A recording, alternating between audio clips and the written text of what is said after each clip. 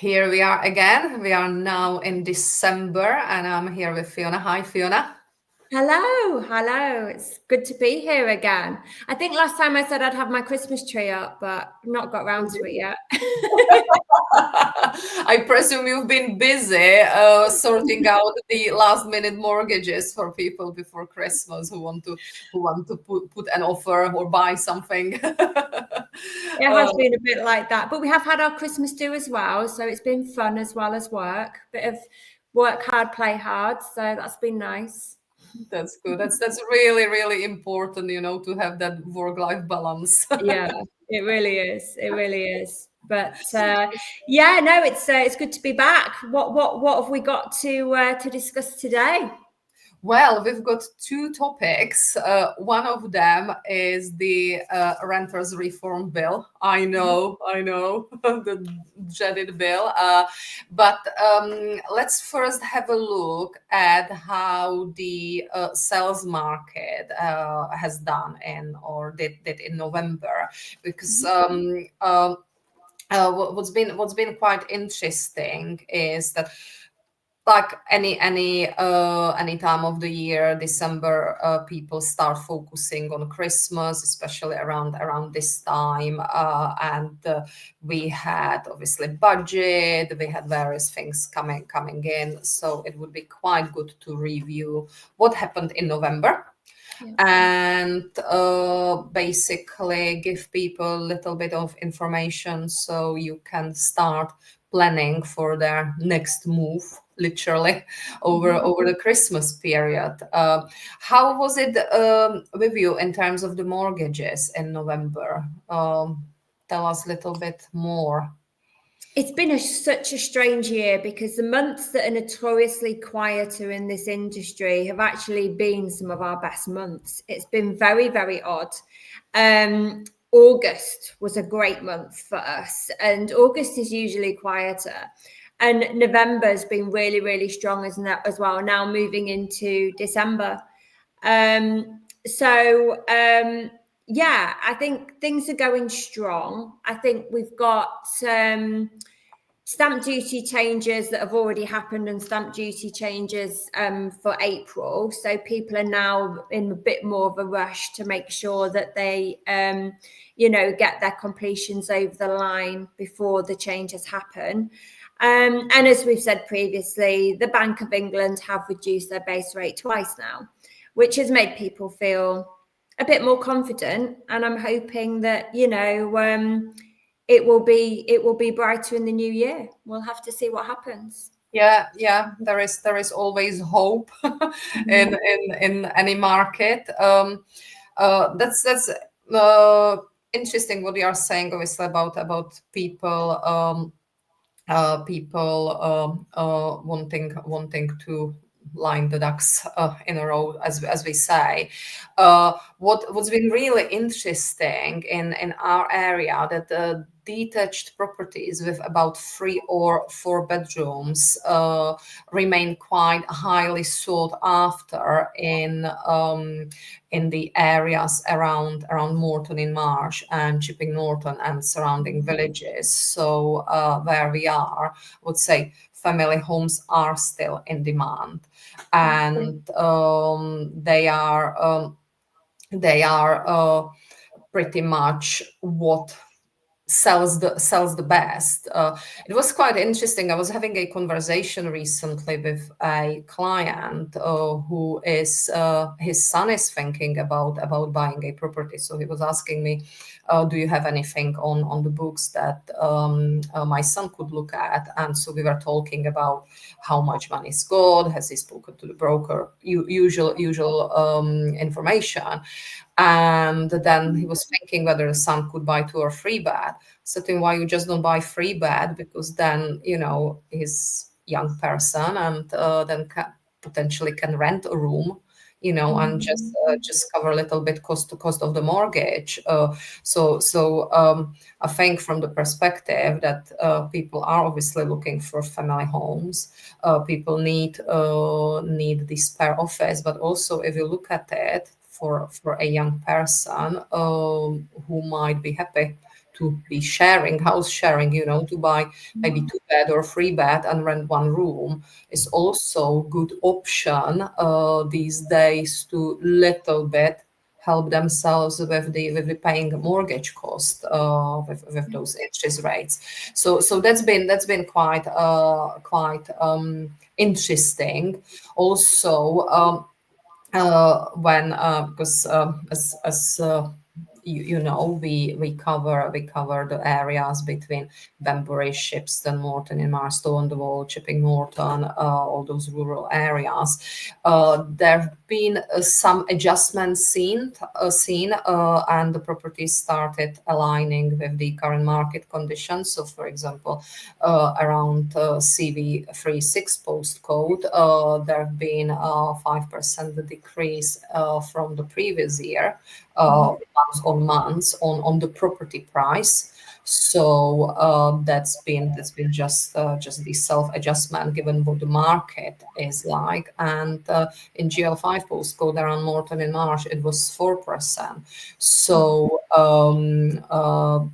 the sellers are being more reasonable in terms of the prices.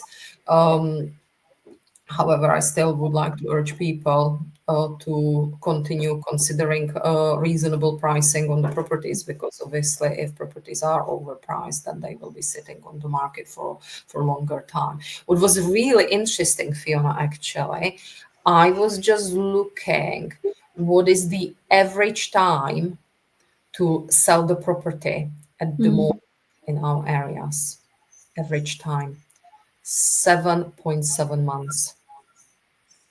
Average time. Yeah. So again, obviously, if people are looking at the mortgages now, that means that they will start looking to buy in maybe New Year or maybe before Christmas. And statistically, they'd be looking at being in that property in July. You can do it obviously quicker because this is average. But if you consider that the conveyancing costs the cost takes about 4 months these days, 3 months. So yeah, it's almost 8 months. Yeah, I said to you before, we have had quite a few completions recently that really have been at the last minute.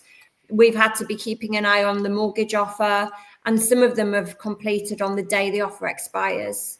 It really has been last minute. So mortgage tend to be valid for 6 months. Yeah. So, your figures make a lot of sense when you think of it that way, because you might have 3-4 weeks to get to the point that the offer's issued, and then 6 months that it's valid for.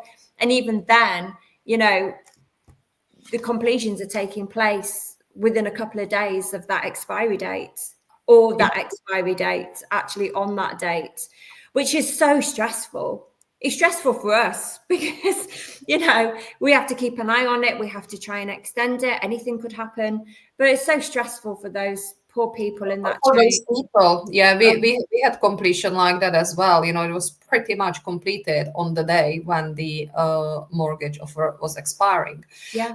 And it was basically just issues in the chain, and it's it is very stressful, but it's probably something for people to consider and understand when they are making the plans for their future move, to be realistic, to make correct calculations and plans how long it can potentially take, and also to make sure that they've got everything in place, so they do speak to mortgage brokers first. They understand what they can borrow, and then they understand the process. So that's been quite interesting information. And one thing, obviously, the properties are still coming on the market. we had about 232 new properties in our areas on the market in November, with 196 sales agreed across all those postcodes. And there were 133 price reductions. So market is moving. It's just that the completions take quite long time. Yeah. So that's pretty much on sell side, I would think. I think let's just give the renters' rights bill the attention that it deserves, because that's been a really discussed topic, and obviously you deal with a lot of buy-to-let landlords as well with their mortgages. So that's something that is touching all of us. And what's been I think the most concerned people are currently being is about abolishing the Section 21 Yes. notice. That's pretty much a notice where the landlords can give the tenant notice without giving any reason and take possession of the property back with 2 months notice without any specific reasons. And the government wants to abolish those in order to offer greater security to the tenants. Yes. However, a lot of landlords have been asking, what will happen if I need the property back? And like if I want to sell it, or if I want to move back myself, or if I need it for a family member. It's I've been recently attending a webinar with Property Mark, because we are regulated by the Property Mark, and there was discussion about this, and obviously there will be a provision for the landlord to get possession of the property back.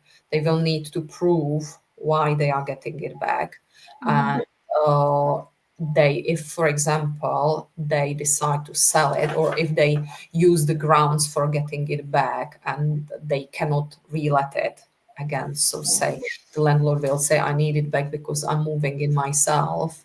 They will need to evidence this, and then they will obviously not be able to let it.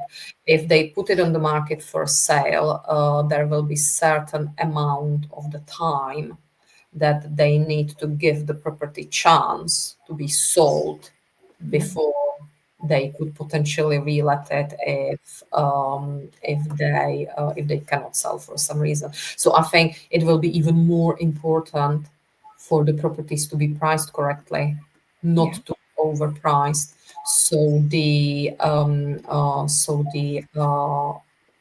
seller, the landlord, effectively sells it as quickly as possible, so the property is not sitting empty. So there are other things, such as the reform grounds for possession.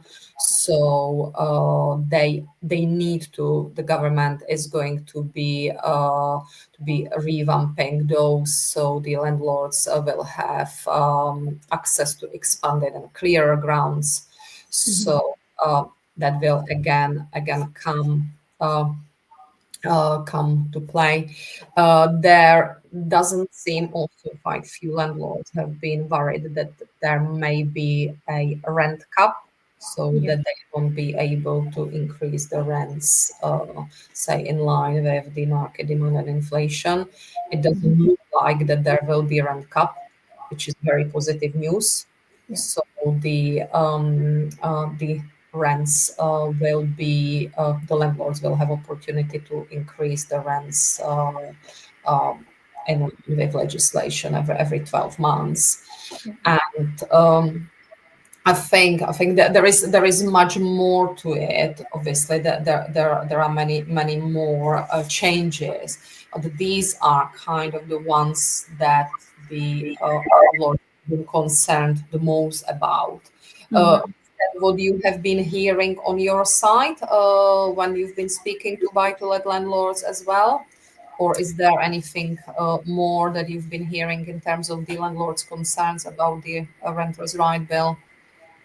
Yeah, I think it's along those lines. I think landlords are feeling like they've been hit a few times, this in the last sort of 12 months with, increasing mortgage costs like everyone has. But I think then for them to be capped on what they can then charge the client to live in the property. I mean, for me, I think one rent increase per year is enough anyhow. I think that's fair, to be honest, with 2 months' notice, because I think the issue that we did have was that landlords' mortgages were going up by £300 a month. So then the rent was going up by £400 a month. And, poor tenants were saying, well, how can we afford that? We can't just find £400 a month. So I think that's caused a lot of problems in the last 18 months, 2 years for sure. So I do feel like there does need to be some kind of cap on how much more you can charge and when you can charge it. I think that makes sense to me.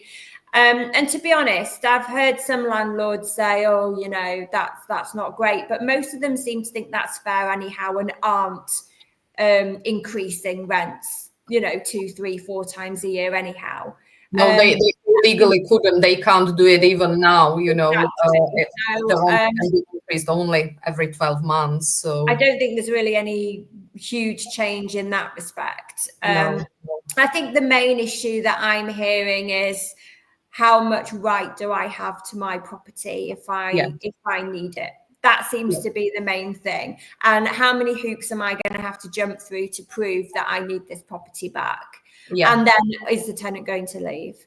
I think it's that's probably the main issue that I've had, along with pets.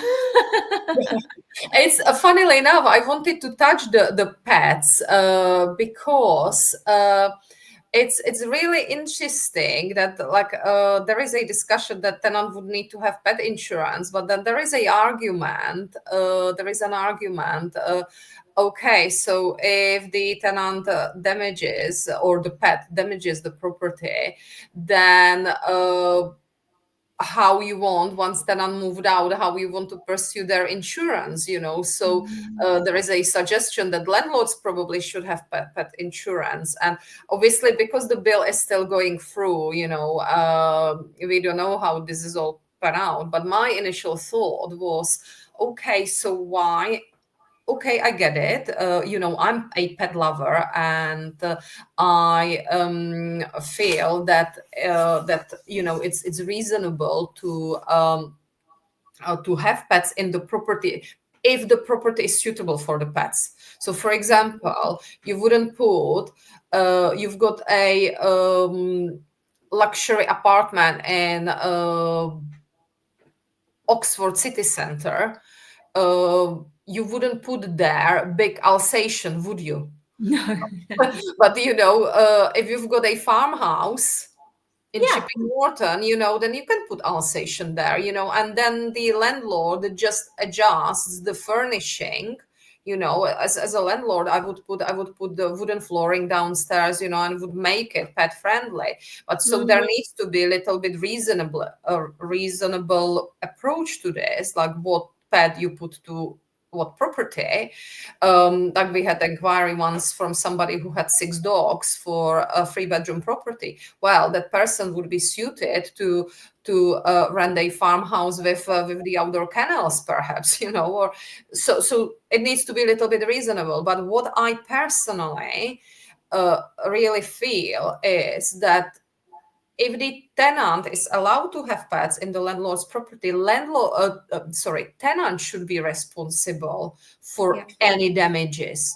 The landlord shouldn't be taking any additional insurances or anything. There should be a provision that if the tenant leaves the property with the property being damaged from the pet, it will be treated like any other damage. And I hope that this will come to that.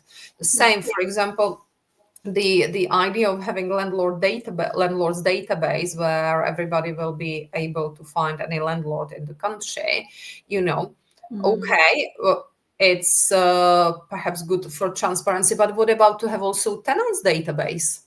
So if you've got any offending tenants, why the landlord shouldn't be able to access that as well. So it will be quite interesting to see. As you said, the biggest concerns have been around rent increases and getting possession of the property back. And I'm absolutely positive that from what I've heard. That is being prepared, that the landlords will be able to get the possession of property back. Obviously, uh, when they do, they will need to evidence that the reason that they are giving is genuine reason. So I would think that with the renters rights bill, that's something that we probably will need to follow up in future again on our podcast, and see how it's all developing before the government puts it in place next summer. Yeah, I mean, although it is having an impact, I do feel like the biggest things I'm hearing from the landlords at the moment are the interest rates. As soon as you tell them what their monthly payment's going to be on that mortgage, the first thing they say is, well, there's no point then. It's like, okay, well, let's have a look at it in more detail and, see if there is a point. That seems to be the main issue, the rates. But then on top of that, I think, there's more security for the tenants, which is not a bad thing. But then the landlords are thinking, well, is this going to make life even harder for me if I need my property back, if I have to take someone on who has 3 dogs? It's I think there's all that becomes part of it as well. Yeah, and I think that now more than ever, like this requires a really individualistic approach, and to speak to the landlord, and look at what they are trying to achieve, look at what their goal is with the investment property. Is it long-term planning? Is it 10, 15, 20 years plan? In terms of the investment, because like with any other investments, if you put money in bonds or shares or anything, you're not taking it out next day, so the exactly. same For me, it's what do you want the property for? Are you hoping to gain a surplus income every month, or are you looking for more of the capital in the future? What are you looking for? And if it is a surplus income today, it's probably not the right reason to buy the buy-to-let right now at the moment, because there may not be that much. But if you are looking at the long-term goal, then it's definitely something to still consider. Yeah, and I agree, because long-term property will be still one of the best investments in the UK. So people just need to look at it long term. And and we may even find more of the older generation looking at with all the pension changes, oh right, okay, well, maybe it's something that they might be looking into as well, a different way to invest their money, because their pension's going to become part of inheritance tax. So how can we invest our money elsewhere? That's there's a lot going on in that space right now. Yeah, exactly. On that note, I think we probably exhausted our topic. Well, we didn't exhaust our topic. I think we probably have given enough information for people to consider. And obviously, if anybody has got any questions, you can speak to me or Fiona. Yeah. And we'll be very happy to chat to you about your investments or your next move. And I would like to wish everybody Merry Christmas. I'm even scared to say Merry Christmas at the beginning of December, but Merry Christmas, and Merry Christmas to you, Fiona. It's been great doing this podcast with you this year, and I'll see you in January. Yeah. Take care, everybody. Take care. Bye-bye.